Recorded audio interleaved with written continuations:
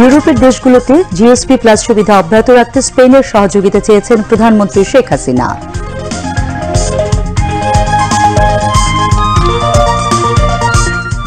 পদ্মা সেতুর সকল কাজ শেষ, কাল সমাপনী অনুষ্ঠানে যোগ দিতে মাওয়া যাবেন প্রধানমন্ত্রী শেখ হাসিনা।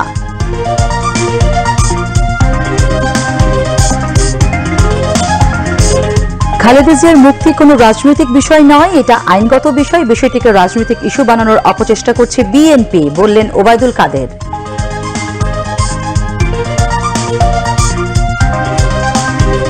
পেনশন কোটা ব্যবস্থাপনা সহ বিভিন্ন আন্দোলনে যুক্ত হয়ে রাজনীতিতে পরজীবী হয়ে গেছে বিএনপি, বললেন পররাষ্ট্রমন্ত্রী ড. হাসান মাহমুদ।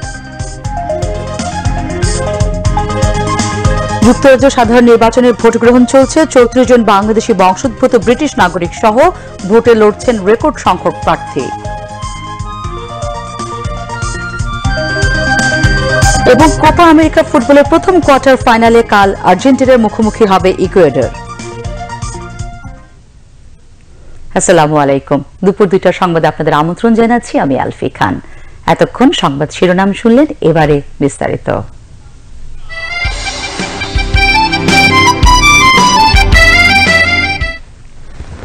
অনেক আন্দোলনের মধ্যে থেকে আপনাদের জন্ম, অনেক সংগ্রামের মধ্যে দিয়ে আপনাদের জন্ম। আপনাদের বারবার মোকাবেলা করতে হয়েছে শোষক শ্রেণীকে, আপনাদের বারবার মোকাবেলা করতে হয়েছে বাংলাদেশের একদল মীর জাফরকে। 25 বছর পাকিস্তানিরা বাংলাকে শোষণ করতে পারত না, যে বাংলাদেশের একদল লোক তাদের সঙ্গে হাত না মিলাত। স্বল্পোন্নত দেশ থেকে উন্নয়নশীল দেশে বাংলাদেশের উত্তরণের পর ইউরোপের দেশগুলোতে জিএসপি প্লাস সুবিধা অব্যাহত রাখতে স্পেনকে সহযোগিতা করার আহ্বান জানিয়েছেন প্রধানমন্ত্রী শেখ হাসিনা। সকালে গণভবনে ঢাকায় নিযুক্ত স্প্যানিশ রাষ্ট্রদূত গ্যাব্রিয়েল মারিয়া সিস্টেগা অচোয়া ডি চিনচেস্ট্রু তার সঙ্গে সৌজন্য সাক্ষাৎ করতে এলে প্রধানমন্ত্রী এই আহ্বান জানান। পরে এই বিষয়ে সাংবাদিকদের ব্রিফ করেন প্রধানমন্ত্রীর প্রেস সচিব এম নাইমুল ইসলাম খান। সাক্ষাৎকালে প্রধানমন্ত্রী বলেন, তার সরকার বাংলাদেশে 100টি বিশেষ অর্থনৈতিক অঞ্চল প্রতিষ্ঠা করছে। এসব বিশেষ অর্থনৈতিক অঞ্চলে বিনিয়োগ করতে স্পেনের প্রতি আহ্বান জানান প্রধানমন্ত্রী। তিনি বলেন, বাংলাদেশে স্পেনের সাথে ব্যবসা বাণিজ্য আরও বাড়াতে চায়। রাষ্ট্রদূত 2024-25 অর্থ বছরের বাজেট শিক্ষা, সামাজিক নিরাপত্তা খাতে গুরুত্ব দেয় শেখ হাসিনার প্রশংসা করেন। তিনি বলেন, এটা তার দেশের পলিসির সঙ্গে মিলে যায়। এই সময় বাংলাদেশের আশ্রয়ণ প্রকল্প নিয়ে তারা আলোচনা করেন। দারিদ্র্য বিমোচন, নারীর ক্ষমতায়ন, সামাজিক নিরাপত্তা এবং এসডিজি অর্জনে আশ্রয়ণ প্রকল্পের ভূমিকার প্রশংসা করেন স্পেনের রাষ্ট্রদূত। প্রধানমন্ত্রী স্পেনের শিল্প, সাহিত্য ও সংস্কৃতির প্রশংসা করেন। এ সময় ambassador at large M Ziauddin এবং প্রধানমন্ত্রীর মুখ্য সচিব মোহাম্মদ তোফাজ্জল হোসেন মিয়া উপস্থিত ছিলেন। বাংলাদেশে নবনিযুক্ত মিয়ানমারের রাষ্ট্রদূত কাও সো মো সকালে রাষ্ট্রপতি মোহাম্মদ শাহাবুদ্দিনের কাছে তার পরিচয়পত্র পেশ করেছেন। বঙ্গভবনে পৌঁছলে প্রেসিডেন্ট গার্ড রেজিমেন্টের একটি চৌকস দল তাকে গার্ড অফ অনার প্রদান করে।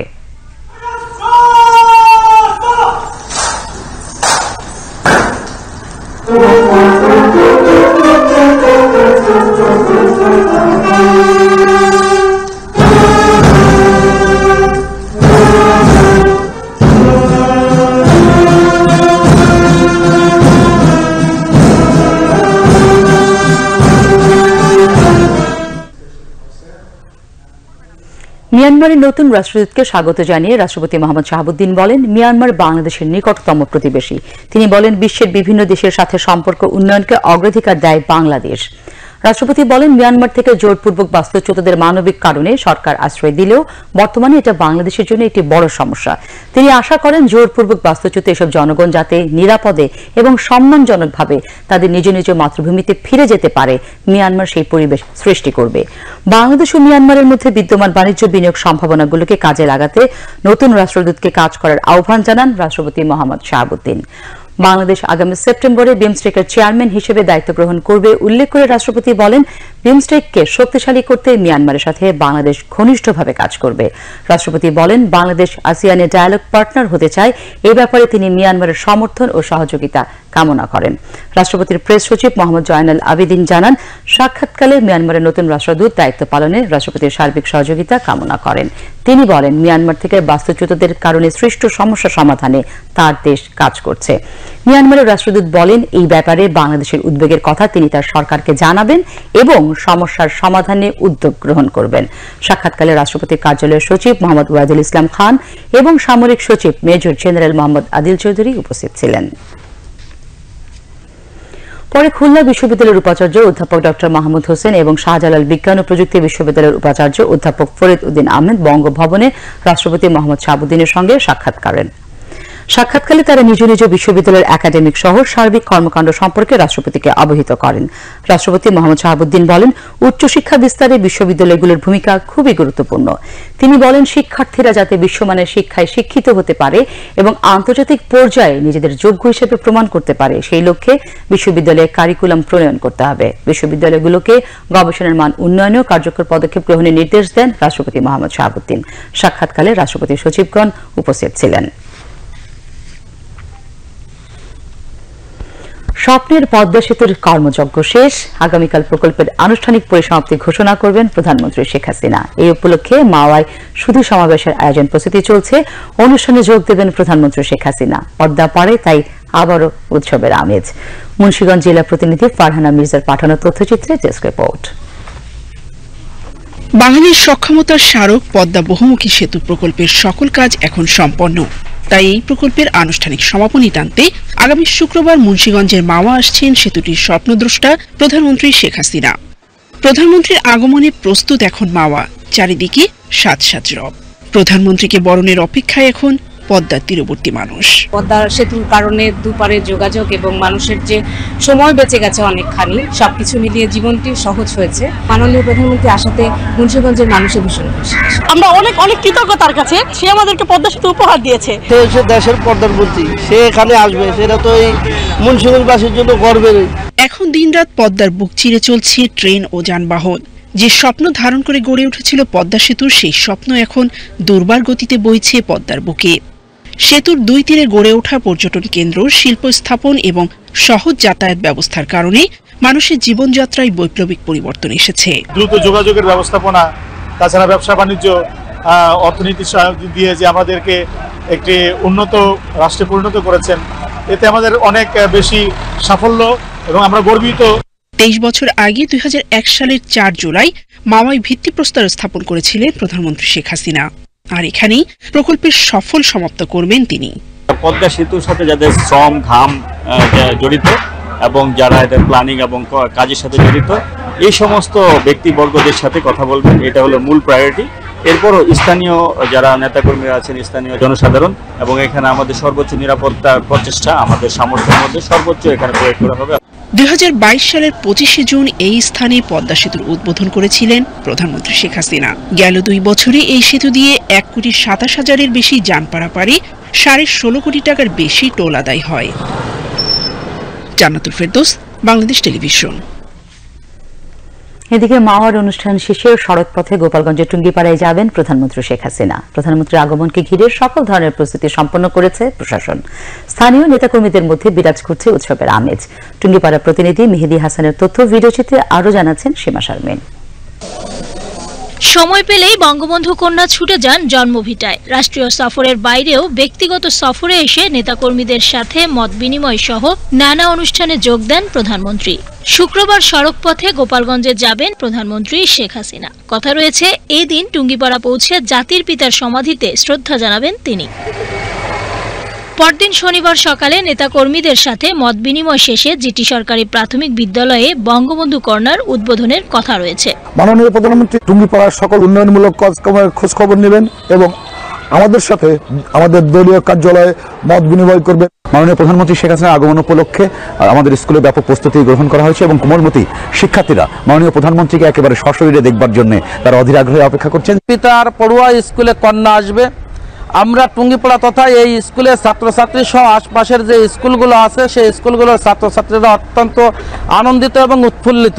আওয়ামী লীগ প্রধানের আগমনকে ঘিরে পুরো জেলায় নেতাকর্মীদের মধ্যে উৎসাহ উদ্দীপনা বিরাজ করছে। তারা অপেক্ষায় রয়েছেন অধীর আগ্রহে। টুঙ্গিপাড়া উপজেলা আওয়ামী লীগ, যুবলীগ, ছাত্রলীগ, শ্রমিক লীগ, বিভিন্ন সংগঠনের লোকজন আমরা উৎফুল্ল। কাজের কর্মসূচি যেগুলো তিনি করেছেন বিগত দিনে, তাতে আমরা খুশি। আশা উপলক্ষে আমাদের যত প্রস্তুতি সব সম্পূর্ণ, ইনশাল্লাহ আমরা সে আশার অপেক্ষায় আছি। জনগণ অপেক্ষায় আছে কখন তার নেত্রীকে দেখবে 2 চোখ দিয়ে। মাননীয় প্রধানমন্ত্রীকে বরণ করার জন্য আমরা সার্বিক প্রস্তুত আছি। শনিবার মধ্যাহ্নভোজের পর ঢাকার উদ্দেশ্যে টুঙ্গিপাড়া ছাড়বেন প্রধানমন্ত্রী শেখ হাসিনা। সীমা শারমিন, বাংলাদেশ টেলিভিশন। খালেদা জিয়ার মুক্তি কোনো রাজনৈতিক বিষয় নয়, এটি আইনগত বিষয়। আইনগত বিষয়ে বিএনপি আইনি প্রক্রিয়ায় মোকাবেলা না করে বিষয়টিকে রাজনৈতিক ইস্যু বানানোর অপচেষ্টা করছে বলে মন্তব্য করছেন আওয়ামী লীগের সাধারণ সম্পাদক এবং সড়ক পরিবহন সেতুমন্ত্রী ওবায়দুল কাদের। আজ এক বিবৃতিতে তিনি গণমাধ্যমে প্রকাশিত বিএনপি মহাসচিব মির্জা ফখরুল ইসলাম আলমগীরের মিথ্যা ও রাজনৈতিকভাবে উদ্দেশ্য প্রণোদিত বিবৃতির নিন্দা এবং প্রতিবাদ জানিয়ে এই মন্তব্য করেন। ওবায়দুল কাদের বলেন, খালেদা জিয়ার শারীরিক অবস্থা নিয়েও তারা মিথ্যাচার করছে। তিনি বলেন, খালেদা জিয়া চিকিৎসা গ্রহণ শেষে বাসায় ফিরে গেছেন। বিগত কয়েক বছর ধরে বিএনপি খালেদা জিয়ার মুক্তির আন্দোলন করছে উল্লেখ করে ওবায়দুল কাদের বলেন, কিন্তু সেই আন্দোলনে জনগণের কোনো সম্পৃক্ততা নেই। বিবৃতিতে তিনি বলেন, আওয়ামী লীগ কখনো অসাংবিধানিক ও অগণতান্ত্রিক উপায়ে ক্ষমতায় যায়নি। আওয়ামী লীগ সবসময় গণতান্ত্রিক প্রক্রিয়ায় জনগণের ম্যান্ডেট নিয়ে ক্ষমতায় এসেছে। আওয়ামী লীগ সাধারণ সম্পাদক বলেন, বিএনপি কখনোই গণতান্ত্রিক রাজনৈতিক দল হয়ে উঠতে পারেনি। তাদের অবস্থান সবসময় গণতান্ত্রিক মূল্যবোধের বিপরীত মেরুতে। বিএনপি ও তাদের দোসররা তাদের সেই আদর্শগত অবস্থান পরিবর্তন না করায় বাংলাদেশের গণতান্ত্রিক রাজনীতিতে বিরাজমান সংকটের সমাধান দুরূহ বলেও মন্তব্য করেন তিনি। এই সংকট মোকাবেলায় মহান মুক্তিযুদ্ধের আদর্শ ও গণতান্ত্রিক চেতনায় বিশ্বাসী সকলকে শেখ হাসিনার নেতৃত্বে ঐক্যবদ্ধ থাকার আহ্বান জানান আওয়ামী লীগের সাধারণ সম্পাদক ওবায়দুল কাদের। পররাষ্ট্রমন্ত্রী ও আওয়ামী লীগের যুগ্ম সাধারণ সম্পাদক ড হাসান মাহমুদ বলেছেন, পেনশন কোটা ব্যবস্থা সহ বিভিন্ন আন্দোলনে যুক্ত হয়ে রাজনীতিতে পরজীবী হয়ে গেছে বিএনপি। আজ জাতীয় প্রেস ক্লাবের সাপ্তাহিক গণবাংলা এবং বাংলাদেশ স্বাধীনতা পরিষদ আয়োজিত ভারসাম্যের পররাষ্ট্রনীতি ও দেশের অভাবনীয় উন্নয়ন শীর্ষক সেমিনারে তিনি এই কথা বলেন। পররাষ্ট্রমন্ত্রী বলেন, প্রধানমন্ত্রীর অত্যন্ত সফল ভারত সফরের পর বিএনপি নানা মন্তব্য হালে পানি পায়নি। এখন প্রধানমন্ত্রীর চীন সফরের পর বিএনপি কি বলবে সেটি দেখার বিষয়।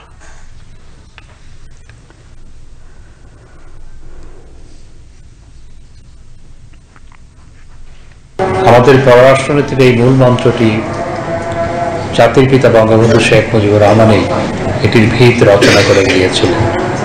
আজকে মাননীয় প্রধানমন্ত্রী বঙ্গবন্ধু কন্যা জননেত্রী শেখ হাসিনা সেই নীতি নিয়ে সমস্ত রাষ্ট্রগুলোর সাথে সুসম্পর্ক বজায় রেখে দেশের উন্নয়ন অগ্রগতিকে অব্যাহত রেখেছেন। ভারত থেকে আসার পর অনেক কথা আমরা শুনতে পাচ্ছি, মাননীয় প্রধানমন্ত্রী চীন থেকে আসার পর কি বলে সেটার জন্য আমি অপেক্ষা করছি। এরা আসলে জনগণকে বিভ্রান্ত করতে চায়। তো বিএনপিতে এখন তার এক ভূত, নিজেদের আন্দোলন করার কোনো ক্ষমতা নাই। যাদের কোনো কিছু করার থাকে না তারা হয় পরজীবী। বিএনপি এখন একটা পরজীবী রাজনৈতিক দলে রূপান্তরিত হয়েছে। ছাত্রছাত্রীরা কোটার ব্যাপারে আন্দোলন করছে, বিএনপি ওখানে ঢুকেছে। শিক্ষকরা পেনশন নিয়ে আন্দোলন করছে, বিএনপি ওখানে ঢুকেছে। এটি আদালত রায় দিয়েছে যে আদালত বাংলাদেশে স্বাধীন। তো আন্দোলনটা নিশ্চয়ই আদালতের বিরুদ্ধে হচ্ছে, কারণ সরকার তো বাতিল করে নাই। সমাধানটাও আদালতের মাধ্যমেই করতে হবে। আমাদের দেশে আমরা এই যে কানেক্টিভিটি বাড়ানোর জন্য যেই সমঝোতা স্মারকগুলো করেছি, এরপর বিএনপি যেভাবে রব তুলেছে, আর আমাদের দেশের ছেলেমেয়েরা যেভাবে ফেসবুকে সোশ্যাল মিডিয়াতে লিখে, সেগুলো তো বন্ধ করা যায় না। এখন অবাধ মত প্রকাশের যুগ। বিএনপির এই হাক ডাককে হনুমানের ডাকের সাথে একজন তুলনা করেছে ফেসবুকে। সংগঠনের উপদেষ্টা এম এ করিমের সভাপতিত্বে আওয়ামী লীগ জাতীয় কমিটির সদস্য অ্যাডভোকেট বলরাম পোদ্দার, বাংলাদেশ মুক্তিযুদ্ধ সংসদ কেন্দ্রীয় কমান্ড কাউন্সিলের সাবেক মহাসচিব শফিকুল বাহার মজুমদার টিপু, ঢাকা বিশ্ববিদ্যালয়ের অধ্যাপক ড মিজানুর রহমান, বাংলাদেশ স্বাধীনতা পরিষদের সাধারণ সম্পাদক শাহাদাত হোসেন টয়েল সহ অন্যান্য নেতৃবৃন্দ বক্তৃতা করেন।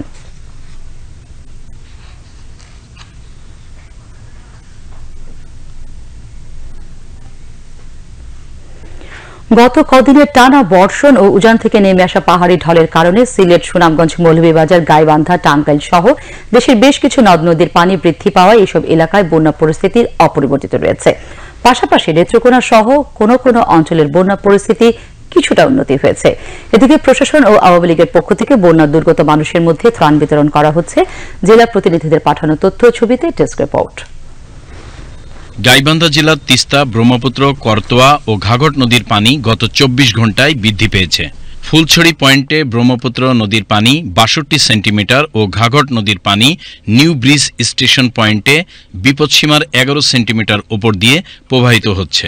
পানি বৃদ্ধি পাওয়ার সাথে সাথে 4টি উপজেলার 22টি ইউনিয়নের নিম্নাঞ্চল প্লাবিত হয়েছে। জেলা প্রশাসন সূত্রে জানা গেছে, অতিবৃষ্টি ও নদী ভাঙনে ক্ষতিগ্রস্ত পরিবারের মাঝে নগদ বিতরণের জন্য 15 লক্ষ টাকা, গোখাদ্য ক্রয়ের জন্য 5 লাখ টাকা, শিশু খাদ্য ক্রয়ের জন্য 2 লাখ টাকা সহ চাল, ডাল, শুকনো খাবার বরাদ্দ দেওয়া হয়েছে। টানা বৃষ্টিপাত ও উজান থেকে নেমে আসা ঢলের পানিতে সিরাজগঞ্জে বিপদসীমা অতিক্রম করেছে যমুনা নদীর পানি। গত 24 ঘণ্টায় সিরাজগঞ্জ শহর রক্ষা বাঁধের হার্ড পয়েন্টে 46 সেন্টিমিটার পানি বেড়ে বিপদসীমার উপর দিয়ে প্রবাহিত হচ্ছে। জেলা ত্রাণ ও দুর্যোগ অধিদপ্তর জানিয়েছে, দ্রুত বন্যার পানি বাড়ায় আগাম প্রস্তুতি হিসেবে 9 উপজেলায় 225টি বন্যা আশ্রয়কেন্দ্র প্রস্তুত সহ 500 মেট্রিক টন চাল, 500 বস্তা শুকনো খাবার, 10 লাখ নগদ টাকা বরাদ্দ রাখা হয়েছে। বৃষ্টিপাত ও উজান থেকে নেমে আসা ঢলের কারণে টাঙ্গাইল জেলার সবকটি নদীর পানি বৃদ্ধি অব্যাহত আছে। এদিকে পানি বৃদ্ধির কারণে কয়েকটি উপজেলার বিভিন্ন এলাকায় নদী ভাঙন আরও তীব্র হয়েছে। কুড়িগ্রামে বন্যায় প্রায় 50,000 মানুষ পানিবন্দী হয়ে পড়েছে। আকস্মিক বন্যার ফলে গবাদি পশু ও শিশুদের নিয়ে বিপাকে পড়েছে মানুষ। তবে জেলা ও উপজেলা প্রশাসন থেকে খাদ্য সহায়তা প্রদান করায় বন্যার্তদের মাঝে কিছুটা স্বস্তি দেখা দিয়েছে। উজান থেকে নেমে আসা পাহাড়ি ঢল ও ভারী বর্ষণের কারণে সিলেটে সৃষ্ট বন্যা পরিস্থিতির কিছুটা উন্নতি হয়েছে। উজানের উপজেলাগুলো থেকে বন্যার পানি নামতে শুরু করেছে। তবে সুরমা ও কুশিয়ারা নদীর পানি এখনও 6টি পয়েন্টে বিপদসীমার উপর দিয়ে প্রবাহিত হচ্ছে। দুর্গত এলাকার মানুষের স্বাস্থ্য সেবায় প্রতিটি ইউনিয়নে মেডিকেল টিম কাজ করছে। জেলা ও উপজেলা প্রশাসন, স্থানীয় জনপ্রতিনিধি, আওয়ামী লীগ সহ বিভিন্ন সামাজিক সংগঠনের পক্ষ থেকেও ত্রাণ তৎপরতা অব্যাহত রয়েছে। নেত্রকোনায় দ্বিতীয় দফায় পাহাড়ি ঢল ও টানা বর্ষণে সৃষ্ট বন্যা পরিস্থিতির উন্নতি হয়েছে। কমতে শুরু করেছে নদ নদীর পানি। জেলার হাওর উপজেলা মদন মোহনগঞ্জ ও খালিয়াজুড়িতেও উজানের পানি কমতে শুরু করেছে। শেরপুর জেলার বিভিন্ন নদ নদীর পানি বেড়েই চলেছে। পুরাতন ব্রহ্মপুত্র নদীর ভাঙনে কামারের চরের বিস্তীর্ণ এলাকা প্লাবিত হয়েছে। রূপা আমনের বীজতলা, সবজি ক্ষেত নষ্ট হয়েছে। অর্ধ শতাধিক কাঁচা ঘরবাড়ি পানিতে ডুবে গেছে। উজানের ঢল আর ভারী বৃষ্টিপাতে মৌলভীবাজার জেলার সবকটি নদ নদীর পানি বিপদসীমার উপর দিয়ে প্রবাহিত হচ্ছে। এদিকে মনু নদীর চাঁদনীঘাট পয়েন্টে পানি বিপদসীমার 1 সেন্টিমিটার উপর দিয়ে প্রবাহিত হচ্ছে। সুনামগঞ্জ জেলার সার্বিক বন্যা পরিস্থিতি অপরিবর্তিত রয়েছে। সুরমা নদীর পানি বিপদসীমার 7 সেন্টিমিটার নিচ দিয়ে প্রবাহিত হচ্ছে। জেলা ও উপজেলা প্রশাসনের উদ্যোগে বন্যায় ক্ষতিগ্রস্ত মানুষের মধ্যে শুকনো খাবার বিতরণ করা হচ্ছে। Desk report, Bangladesh television. এবারে আন্তর্জাতিক সংবাদ। যুক্তরাজ্যে আজ সাধারণ নির্বাচনে ভোট গ্রহণ অনুষ্ঠিত হচ্ছে। স্থানীয় সময় সকাল 7টায় ভোট গ্রহণ শুরু হয়, চলবে রাত 10টা পর্যন্ত। আজ রাত থেকে শুরু করে শুক্রবার সকালের মধ্যে নির্বাচনের ফলাফল ঘোষণা করা হবে। যুক্তরাজ্য জুড়ে পার্লামেন্টের 650 সদস্য নির্বাচনে 6,60,00,000 ভোটার তাদের ভোটাধিকার প্রয়োগ করছেন। সরকার গঠনের সংখ্যাগরিষ্ঠতা পেতে রাজনৈতিক দলকে কমপক্ষে 326টি আসন পেতে হবে। এর আগে চলতি বছরের মে মাসে প্রধানমন্ত্রী ঋষি সুনাক সাধারণ নির্বাচনের তারিখ ঘোষণা করেন। তবে এবারে নির্বাচনের সব জনমত জরিপে এককভাবে সরকার গঠন প্রশ্নে বিশাল ব্যবধানে এগিয়ে রয়েছে বিরোধী দল লেবার পার্টি। যুক্তরাজ্যে এবারে সাধারণ নির্বাচনে বিভিন্ন দলের মনোনয়নের প্রার্থী হয়েছেন বেশ কয়েকজন বাংলাদেশি বংশোদ্ভূত ব্রিটিশ নাগরিক। এর বাইরে স্বতন্ত্র প্রার্থী হিসেবে প্রতিদ্বন্দ্বিতা করছেন কেউ কেউ। সব মিলে অন্তত 34 জন বাংলাদেশি বংশোদ্ভূত ব্রিটিশ নাগরিক প্রতিদ্বন্দ্বিতা করছেন। ফিলিস্তিনের অবরুদ্ধ গাজায় দখলদার ইসরায়েলি বাহিনীর নির্বিচার হামলা অব্যাহত রয়েছে। খান ইউনিসে গাজার একটি 5তলা ভবনে ইসরায়েলি বাহিনীর হামলায় 7 ফিলিস্তিনি নিহত হয়েছে। এর আগে ইসরায়েলি সেনারা দক্ষিণ গাজার পূর্বাঞ্চল থেকে প্রায় 2.5 লাখ ফিলিস্তিনিকে অন্যত্র সরে যাওয়ার নির্দেশ দেয়। অধিকৃত ফিলিস্তিনি ভূখণ্ডে মানবিক কার্যক্রম সমন্বয়ক বিষয়ক জাতিসংঘ কার্যালয়ের প্রধান আন্দ্রেয়া ডি ডোমিনিকো জানিয়েছেন, গাজা উপত্যকার কেউ আর কোথাও নিরাপদ নয়। তিনি বলেন, গাজা উপত্যকা এমন এক স্থানে পরিণত হয়েছে যেখানে কোনো নিরাপদ আশ্রয় খুঁজে পাওয়া যাবে না। তাছাড়া ওই এলাকা ছেড়েও যেতে পারছে না কেউ। জাতিসংঘের মানবিক কার্যক্রম পরিচালনা বিষয়ক সংস্থা জানিয়েছে, গাজার প্রতি 10 জন লোকের মধ্যে 9 জন ইসরায়েলি হামলায় কমপক্ষে একবার হলেও বাস্তুচ্যুত হয়েছে। এদিকে হামাস জানিয়েছে তাদের নেতা ইসমাইল হানিয়া গাজায় যুদ্ধবিরতি প্রতিষ্ঠা এবং বন্দী বিনিময়ের বিষয়ে কাতার এবং মিশরীয় মধ্যস্থতাকারীদের সঙ্গে যোগাযোগ অব্যাহত রেখেছেন। অন্যদিকে ইসরায়েলি গোয়েন্দা সংস্থা মোসাদ জানিয়েছে তারা হামাসের প্রস্তাবটি বিষয়টি বিবেচনা করছে এবং তাদের উত্তর মধ্যস্থতাকারীদের কাছে তুলে ধরা হবে। গত বছরের 7 অক্টোবর থেকে গাজায় ইসরায়েলি হামলায় এ পর্যন্ত প্রায় 38,000 ফিলিস্তিনি নিহত এবং 87,266 জন আহত হয়েছে। এদিকে লেবাননে দক্ষিণাঞ্চলে ইসরায়েলের বিমান হামলায় হিজবুল্লাহ গোষ্ঠীর ঊর্ধ্বতন কমান্ডার নিহত হয়েছেন। এর প্রতিক্রিয়ায় ইসরায়েলের সামরিক অবস্থানগুলোতে শতাধিক রকেট ছুটছে হিজবুল্লাহ গোষ্ঠী। ইউক্রেনের বিরুদ্ধে সংঘাতে নতুন কৌশল ব্যবহার শুরু করেছে রুশ সেনারা। নতুন কৌশল অনুযায়ী রুশ সেনারা ইউক্রেন সেনাবাহিনীর প্রতিরক্ষামূলক অবস্থানগুলোতে একের পর এক অতর্কিত হামলা চালাচ্ছে। কোনো কোনো দিন একই অবস্থানে বহুবার হামলা চালানো হচ্ছে। এতে করে ইউক্রেন সেনাবাহিনীর সদস্যরা পরিশ্রান্ত হয়ে পড়ছেন। তারা বুঝতেই পারছেন না যে কোন দিক থেকে কখন হামলা চালানো হচ্ছে। এই ধরনের হামলার ফলে রুশ সেনা সদস্যদের হতাহতের সংখ্যাও বেড়েছে বলে ইউক্রেনীয় কর্তৃপক্ষ জানিয়েছে। এদিকে ইউক্রেনের দিনিপ্রো এলাকায় রুশ বাহিনীর হামলায় কমপক্ষে 5 ইউক্রেনীয় নিহত ও বহু হতাহতের খবর পাওয়া গেছে। ইউক্রেনের প্রেসিডেন্ট ভলোদিমির জেলেনস্কি রাশিয়ার সঙ্গে যুদ্ধে ব্যবহারের জন্য পশ্চিমা দেশগুলোর কাছ থেকে আরও আকাশ প্রতিরক্ষা ব্যবস্থা ও দূরপাল্লার অস্ত্র সহায়তা চেয়েছেন। ফিরছি দেশের খবরে। ঝালকাঠি নলছিটি উপজেলার শেওতা বাজার মোল্লারহাট RHT ভায়া সরমহল সড়কে এলজিডির অর্থায়নে প্রায় 3.5 কোটি টাকা ব্যয় নির্মিত হয়েছে 30 মিটার গার্ডার ব্রিজ। এই ব্রিজটি নির্মিত হয় যোগাযোগ ব্যবস্থায় আমূল পরিবর্তনের পাশাপাশি গ্রামীণ অর্থনৈতিক উন্নয়নে গুরুত্বপূর্ণ ভূমিকা রাখছে। ঝালকাঠির প্রতিনিধি জান্নাতুন নাইম দ্বীপের পাঠানো তথ্য ছবিতে ইমদাদুল হক পল্লবের প্রতিবেদন। সরকারের উন্নয়ন কর্মকাণ্ডের অংশ হিসেবে ঝালকাঠির নলছিটি উপজেলার শেওতাবাজার মোল্লারহাট RHT ভায়া সরমহল সড়কে 30 মিটার পিসি গার্ডার ব্রিজ নির্মাণ সম্পন্ন হয়েছে। দক্ষিণাঞ্চলের আয়রন ব্রিজ গার্ডার ব্রিজ প্রকল্পের আওতায় নির্মিত নতুন এ গার্ডার ব্রিজটি নির্মাণ হওয়ার ফলে সরমহল ও শেওতা এলাকার জনগণের জীবনে এসেছে ব্যাপক পরিবর্তন। পূরণ হয়েছে তাদের দীর্ঘদিনের স্বপ্ন। মাছ ও কৃষিপণ্য পরিবহন, শিক্ষা প্রতিষ্ঠানে যাতায়াত সহ সকল প্রকার কর্মকাণ্ড সহজেই করতে পারছে এ অঞ্চলের মানুষ। আগে বাংলা সুবা ছিল, এই যে পাড়াই ব্রিজ পাড়াই উপর যাইতে পারে মানুষজন। তো সুন্দর করে সব ফুল হয়েছে, রাস্তাঘাট সুন্দর হয়েছে, সবার জন্য গাড়ি ঘোড়া একালে ঘরের সামনে আয়। এখন এই ব্রিজ রাস্তাঘাট হওয়ার জন্য আমাদের খুবই সুবিধা হয়েছে। ব্রিজ ছিল ভাঙ্গা, রাস্তা ছিল ভাঙ্গা, যাতায়াত করতে সমস্যা হতো। এখন ব্রিজ হওয়ার কারণে, রাস্তা হওয়ার কারণে আমরা ভালোভাবে স্কুলে যাতায়াত করতে পারি। এলজিডি নির্বাহী প্রকৌশলী জানান, এই এলাকার যোগাযোগ নেটওয়ার্ক গড়ে তুলতে প্রায় 3.5 কোটি টাকা ব্যয়ে নির্মিত এই গার্ডার ব্রিজটি গুরুত্বপূর্ণ ভূমিকা রাখছে। এই ব্রিজটি নির্মিত স্থানে আগে কোনো ব্রিজ ছিল না। এখানে একটা নারিকেল গাছের শাখা ছিল, যেখানে প্রতিনিয়তই ছাত্রছাত্রী বা জনগণ দুর্ঘটনায় পতিত হতো। এখন এই ব্রিজটা নির্মাণের ফলে স্কুলগামী ছেলেমেয়েরা অনেক উপকৃত হচ্ছে এবং চিকিৎসা ক্ষেত্রে এটা একটা অবদান রেখেছে। কারণ হলো বাড়ি ওই ব্রিজটা পার হয়ে এখন যাদের নিজস্ব বাড়ি পর্যন্ত অ্যাম্বুলেন্স নিতে পারছে। বর্তমান সরকারের শহর ও গ্রামের বৈষম্য দূর করে আমার গ্রাম আমার শহর কর্মসূচি বাস্তবায়নের মাধ্যমে সোনার বাংলা প্রতিষ্ঠায় এই গার্ডার ব্রিজটি বিশেষ ভূমিকা রাখবে বলে মনে করছেন সংশ্লিষ্টরা। ইমদাদুল হক পল্লব, বাংলাদেশ টেলিভিশন। স্বাস্থ্যমন্ত্রী ডাক্তার সামন্তলাল সেন বলেছেন, দেশের স্বাস্থ্যসেবাকে উন্নত করতে হলে প্রান্তিক জনগোষ্ঠীর স্বাস্থ্যসেবা নিশ্চিত করতে হবে। আজ রাজধানীর মহাখালীতে ICDDR-এর উদ্যোগে early childhood development programme in Bangladesh শীর্ষক অনুষ্ঠানে মন্ত্রী কথা বলেন। ICDDR-এর নির্বাহী পরিচালক ডাক্তার তাহমিদ আহমেদের সভাপতিত্বে অন্যান্যের মধ্যে স্বাস্থ্য প্রতিমন্ত্রী ডাক্তার রোকেয়া সুলতানা, স্বাস্থ্য অধিদপ্তরের মহাপরিচালক অধ্যাপক ডাক্তার আবুল বাশার মোহাম্মদ খুরশিদ আলম ও এমিরেটাস বিজ্ঞানী ডাক্তার জেনা হামাদানি উপস্থিত ছিলেন।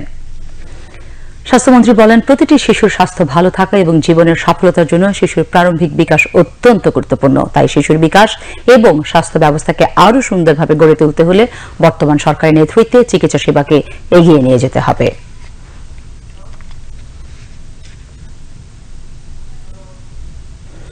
স্মার্ট বাংলাদেশ বিনির্মাণের পর্যায়ক্রমে সকল স্থলবন্দরে ডিজিটাল সেবা কার্যক্রম চালু করা হবে বলে জানিয়েছেন নৌ পরিবহন প্রতিমন্ত্রী খালিদ মাহমুদ চৌধুরী। তিনি আজ সকালে সাতক্ষীরার ভোমরা স্থলবন্দরে ভোমরা এয়ারপোর্ট ম্যানেজমেন্ট সিস্টেমের উদ্বোধন অনুষ্ঠানে কথা বলেন। অনুষ্ঠানে অন্যান্যের মধ্যে বক্তব্য রাখেন সংসদ সদস্য ডাক্তার আফম রুহুল হক, আশরাফুজ্জামান আশু, লাইলা পারভিন সেজুতি ও জেলা প্রশাসক মোহাম্মদ হুমায়ুন কবির। প্রতিমন্ত্রী বলেন, উন্নত বিশ্বের বন্দরের ন্যায় দেশের স্থলবন্দর সমূহ একদিন স্মার্ট বন্দরে পরিণত হবে। তিনি বলেন, ভোমরা বন্দরে ডিজিটালাইজেশন কার্যক্রম উদ্বোধনের মাধ্যমে প্রধানমন্ত্রী শেখ হাসিনার হাত ধরে উন্নত ও সমৃদ্ধ স্মার্ট বাংলাদেশ বিনির্মাণের প্রত্যয় স্থলবন্দর সমূহ আজ আরও এক ধাপ এগিয়ে গেল। মুক্তিযুদ্ধের নৈতিক শিক্ষাকে ধারণ করে পুলিশ সদস্যদের দেশ ও জনগণের স্বার্থে নিরলসভাবে কাজ করার আহ্বান জানিয়েছেন পুলিশের ঊর্ধ্বতন কর্মকর্তারা। আজ সকালে রাজারবাগ পুলিশ লাইন্সে বাংলাদেশ পুলিশ মুক্তিযুদ্ধ জাদুঘরের আয়োজনে সাবেক আইজিপি বীর মুক্তিযোদ্ধা আব্দুল খালেক আর্ট গ্যালারি ও চিত্রকর্ম প্রদর্শনীর উদ্বোধন অনুষ্ঠানে বক্তারা এই আহ্বান জানান। Dhaka metropolitan police commissioner Habibur রহমানের সভাপতিত্বে অনুষ্ঠানে পুলিশের মহাপরিদর্শক চৌধুরী আব্দুল্লাল মামুন, এমোরেটাস অধ্যাপক হাশিম খান, অতিরিক্ত আইজিপি মোহাম্মদ কামরুল আহসান, মোহাম্মদ মনিরুল ইসলাম বক্তব্য রাখেন। অনুষ্ঠানে মুক্তিযুদ্ধে পুলিশ বাংলাদেশ পুলিশ একাডেমি গ্রন্থের মোড়ক উন্মোচন করা হয়। মুক্তিযুদ্ধে পুলিশের বীরত্ব গাথার ইতিহাস নতুন প্রজন্মের কাছে তুলে ধরারও আহ্বান জানান বক্তারা। অনুষ্ঠানে চিত্রকর্ম প্রদর্শনী প্রতিযোগিতায় অংশগ্রহণকারী বিজয়ীদের মাঝে পুরস্কার প্রদান করা হয়। এর আগে অতিথিবৃন্দ বাংলাদেশ পুলিশ মুক্তিযুদ্ধ জাদুঘরের সাবেক আইজিপি বীর মুক্তিযোদ্ধা আব্দুল খালেক আর্ট গ্যালারির উদ্বোধন করেন ও বিভিন্ন চিত্রকর্ম ঘুরে দেখেন। উর্বর ভূমি হয় পার্বত্য জেলার রাঙ্গামাটিতে উৎপাদিত ফল এত সুস্বাদু যে এর সুনাম সারা দেশে ছড়িয়ে পড়েছে। সুশান্ত তঞ্চগঙ্গা নামের এক উদ্যোক্তা নিজের পতিত পাহাড়ি ভূমিতে গড়ে তুলেছেন দেশি বিদেশি ফলের বাগান। উৎপাদিত ফল বিক্রি করে নিজের স্বপ্ন পূরণে এগিয়ে যাচ্ছেন তিনি। রাঙ্গামাটি প্রতিনিধি জাহিদা বেগমের পাঠানো তথ্য ছবিতে ডেস্ক রিপোর্ট। রাঙ্গামাটি জেলার মগবান ইউনিয়নের সোনারাম কারবারি পাড়ায় কাপ্তাই হ্রদ ঘেঁষে সুউচ্চ সবুজ পাহাড়ের বুকে 10 একর জায়গা জুড়ে গড়ে তুলেছেন হরেক রকমের ফলের বাগান। তার বাগানে শোভা পাচ্ছে ড্রাগন, আম, কাঁঠাল, মাল্টা, লেবু সহ প্রায় 20 প্রজাতির সুস্বাদু মৌসুমি ফল। শুধু তাই নয়, বিলুপ্ত প্রজাতির সুমিষ্ট শতাধিক লটকন গাছও রয়েছে তার বাগানে। সম্প্রতি তার বাগানে ফিলিপাইনের এমবি সুইটস জাতের আনারস ও কফি গাছ লাগানো হয়েছে। চলতি মৌসুমে তার বাগান থেকে কয়েক লাখ টাকার আম ও কাঁঠাল বিক্রি করা হয়েছে। আরো কয়েক লাখ টাকার ফল বিক্রির আশা করছেন তিনি। গত বছর আমি লটকন 1.5 লাখ টাকা বিক্রি করছি। এই বছর হয়তো 1 লাখ টাকার মতো লটকন বিক্রি করতে পারবো। 20,000 টাকার মতো ড্রাগন বিক্রি করছি। আবার সামনে 50,000 টাকার মতো ড্রাগন বিক্রি করব। সবুজ পাহাড়ের বুকে এমন নয়নাভিরাম বাগান দেখতে প্রতিদিনই ভিড় করছেন কৃষি প্রেমীরা। আগ্রহ প্রকাশ করছেন এমন বাগান করার। এত বড় একটা বাগান সাজায় সৃজন করে এর মানে তুলনায় হয় না। আমি মনে করি যে এর একটা উদাহরণ হয়ে থাকবে যে যুব সমাজের কাছে এই পরিশ্রম দিচ্ছে সেই পরিশ্রমের ফল পাচ্ছে। সরকার গত 1.5 দশক ধরে পাহাড়ে কৃষির বিপ্লব ঘটিয়েছে। কৃষক এবং কৃষির উন্নয়নে সব ধরনের সহযোগিতা অব্যাহত রেখেছে কৃষি বিভাগ। ব্যক্তি মালিকানায় একান্ত ব্যক্তিগত উদ্যোগে, সেক্ষেত্রে আমরা আমাদের শুধুমাত্র লজিস্টিক সাপোর্টের ভিতরে হচ্ছে আমার টেকনিক্যাল সাপোর্ট, মানে আমি পরামর্শ দিতে কিভাবে সার দিবে, চারার দূরত্ব, গাছের দূরত্ব কত হবে, কোন জায়গায় কোন চারা রোপণ করবে এবং চারা লাগানোর পরবর্তী যে ম্যানেজমেন্ট, সেই বিষয়গুলি আমরা তাদেরকে পরামর্শ দিয়ে থাকি। সুশান্ত তঞ্চঙ্গার মতো সারা দেশে কৃষি উদ্যোক্তা গড়ে উঠলে বেকারত্ব যেমন দূর হবে, তেমনি কৃষির উন্নয়নও আরো বেগবান হবে, এমনটাই প্রত্যাশা সকলের। Mahmudul Hasan, desk report, Bangladesh television. এবারে খেলার খবর। গ্রুপ পর্ব পেরিয়ে কোপা আমেরিকা এখন রোমাঞ্চকর কোয়ার্টার ফাইনাল উপহার দেওয়ার অপেক্ষায়। বাংলাদেশ সময় আগামীকাল সকাল 7:30টায় শুরু হচ্ছে শেষ 8-এর লড়াই। প্রথম কোয়ার্টার ফাইনালে বর্তমান চ্যাম্পিয়ন আর্জেন্টিনার মুখোমুখি হবে ইকুয়েডর। গ্রুপ পর্বে 3 ম্যাচের সবকটিতেই জয় তুলে নিয়ে পূর্ণ 9 পয়েন্ট নিয়ে এই গ্রুপের শীর্ষে থেকে শেষ 8 নিশ্চিত করে আলবিরেস্তারা। আর বি গ্রুপে 1 জয়, 1 ড্র ও 1 হারে 4 পয়েন্ট নিয়ে রানার আপ হিসেবে শেষ 8-এ জায়গা করে নেয় ইকুয়েডর। এদিকে ইনজুরির কারণে শেষ 8-এর ম্যাচের খেলা অনেকটাই অনিশ্চিত লিওনেল মেসির। দর্শক, দুপুরের সংবাদ শেষ করার আগে শিরোনামগুলো জানিয়ে দিচ্ছি আরো একবার। ইউরোপের দেশগুলোতে জিএসপি প্লাস সুবিধা অব্যাহত রাখতে স্পেনের সহযোগিতা চেয়েছেন প্রধানমন্ত্রী শেখ হাসিনা।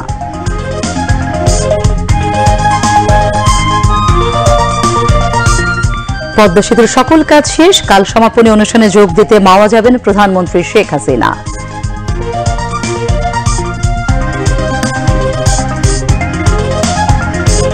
খালেদা জিয়ার মুক্তি কোনো রাজনৈতিক বিষয় নয়, এটা আইনগত বিষয়। বিষয়টিকে রাজনৈতিক ইস্যু বানানোর অপচেষ্টা করছে বিএনপি, বললেন ওবায়দুল কাদের।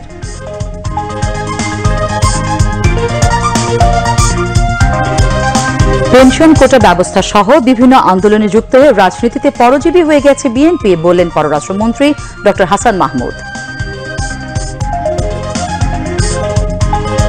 যুক্তরাজ্যের সাধারণ নির্বাচনে ভোট গ্রহণ চলছে। 34 জন বাংলাদেশি বংশোদ্ভূত ব্রিটিশ নাগরিক সহ ভোটে লড়ছেন রেকর্ড সংখ্যক প্রার্থী।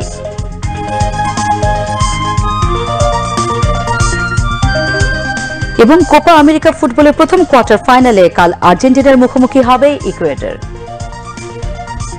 খবর শেষ হলো। খোদা হাফেজ।